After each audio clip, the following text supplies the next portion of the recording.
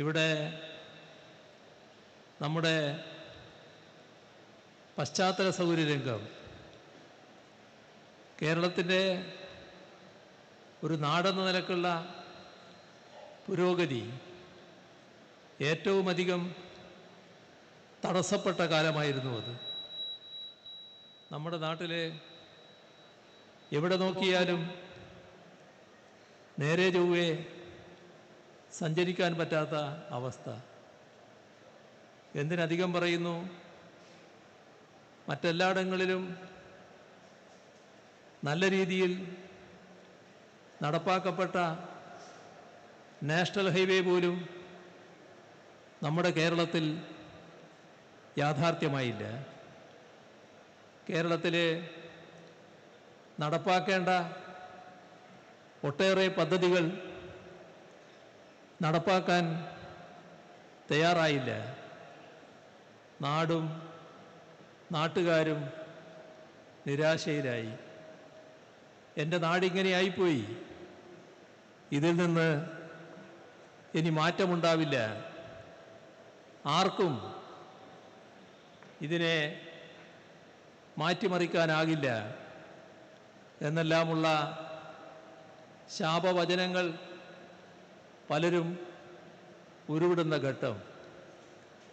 അപ്പോഴാണ് LDF ഇതിനെല്ലാം മാറ്റമുണ്ടാക്കും എന്ന വാഗ്ദാനം ജനങ്ങൾക്ക് മുന്നിൽ സമർപ്പിച്ചത്.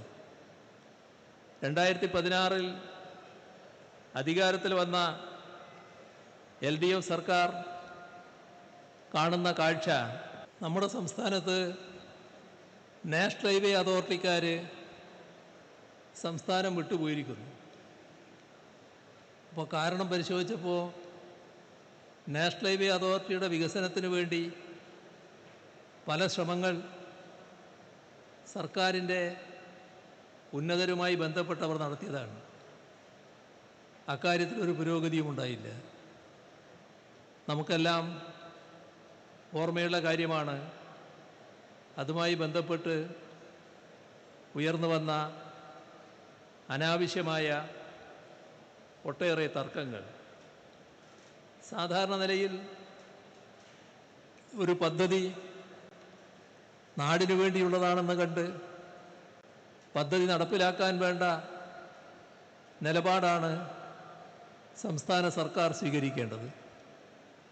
പക്ഷേ നിർഭാഗ്യകരമായ ഒരു സമീപനമാണ് കേരളത്തിലെ UDF സർക്കാർ അന്ന് സ്വീകരിച്ചത്.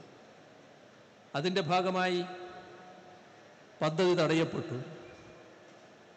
ആ ഘട്ടത്തിലാണ് UDF സർക്കാർ എല്ലാ രാഷ്ട്രീയ പാർട്ടികളുടെയും യോഗം വിളിച്ചത്.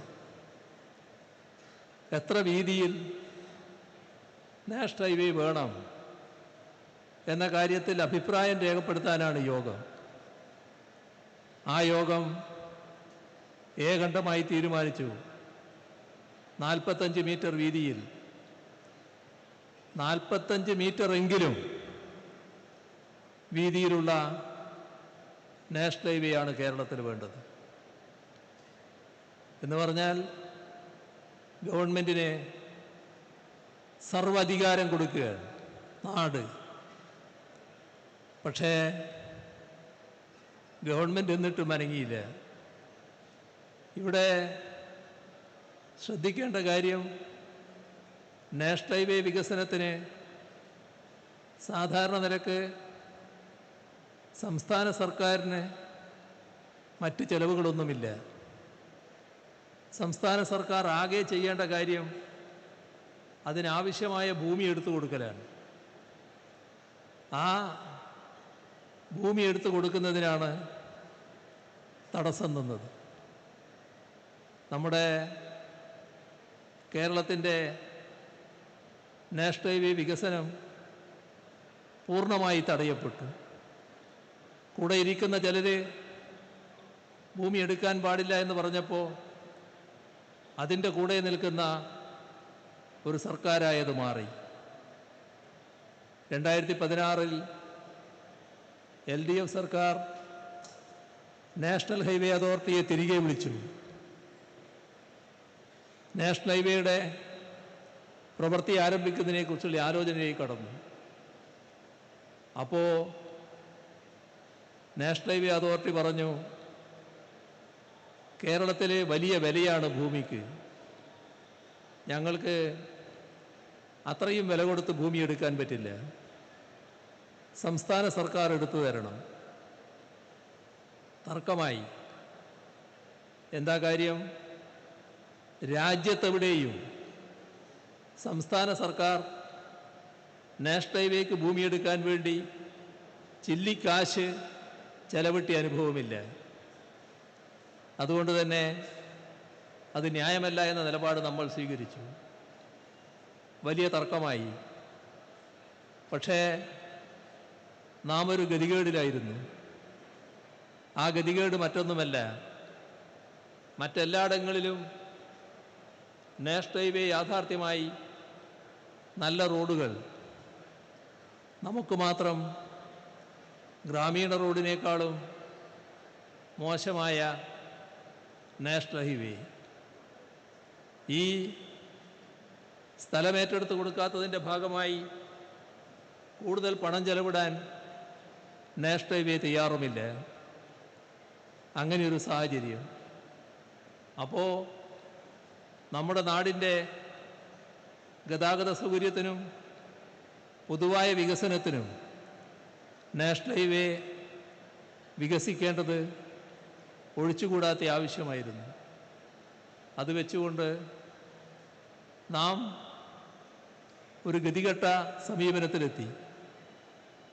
അവരുടെ ചില വ്യവസ്ഥകൾക്ക് നാം വിധേയരാകേണ്ടി വന്നു. അവസാനം ഒത്തുതീർപ്പ് ചർച്ചയിൽ സംസ്ഥാനത്തിന് ഏറ്റെടുക്കുന്ന ഭൂമിയുടെ വിലയിൽ 25% വഹിക്കേണ്ടതായി വന്നു. അതിനു മുൻപ് ഒരിടത്തും അതുണ്ടായിട്ടില്ല. അതിനുശേഷവും ഒരിടത്തും അതുണ്ടായിട്ടില്ല. നമ്മൾ മാത്രം ഇതിൻ്റെ ഭാഗമായി 5600 കോടി രൂപ നാഷണൽ ഹൈവേക്ക് നൽകേണ്ടതായി വന്നു. ഇത് UDF സർക്കാർ കാണിച്ച കെടുകാര്യസ്ഥയുടെ ഭാഗമായി നമുക്കുണ്ടായ പിഴയാണ് എന്നതാണ് യഥാർത്ഥ വസ്തുത. നമ്മുടെ സംസ്ഥാനം ആ 25% വഹിച്ചപ്പോൾ ഭൂമി ഏറ്റെടുക്കലുമായി ബന്ധപ്പെട്ട കാര്യങ്ങൾ നീങ്ങി. ഇപ്പോൾ കേരളത്തിലാകെ നാഷണൽ ഹൈവേയുടെ വികസനം നല്ല നിലയിൽ നടക്കുകയാണ്. അപ്പോഴാണ് ഈ മഴക്കാലത്തുണ്ടായ ചില പ്രശ്നങ്ങൾ നാഷണൽ ഹൈവേയുടെ നിർമ്മാണവുമായി ബന്ധപ്പെട്ടുണ്ടായത്. ഉടനെ അത് സംസ്ഥാന സർക്കാരിൻ്റെ എന്തോ വീഴ്ചയാണ് എന്ന് സ്ഥാപിക്കാനുള്ള ശ്രമം നടന്നു. ആ ശ്രമം കേരളത്തിൽ LDFനെ എതിർക്കുന്ന രണ്ടു കൂട്ടരും UDFും BJPയുടെ ചില ആളുകളും ഒരേപോലെ നടത്തുന്നതായി നാം കാണുന്നുണ്ട്.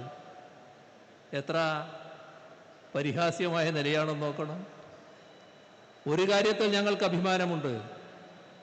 അത് ഞങ്ങൾ എപ്പോഴും തല ഉയർത്തി തന്നെ പറയും. ഈ കേരളത്തിൽ മുടങ്ങിക്കിടന്ന, ഇവിടെ യാഥാർത്ഥ്യമാകില്ല എന്ന് കരുതിയ നാഷണൽ ഹൈവേ യാഥാർത്ഥ്യമാകും എന്ന നില LDF സർക്കാരിന് ഉണ്ടാക്കാൻ കഴിഞ്ഞിട്ടുണ്ട്.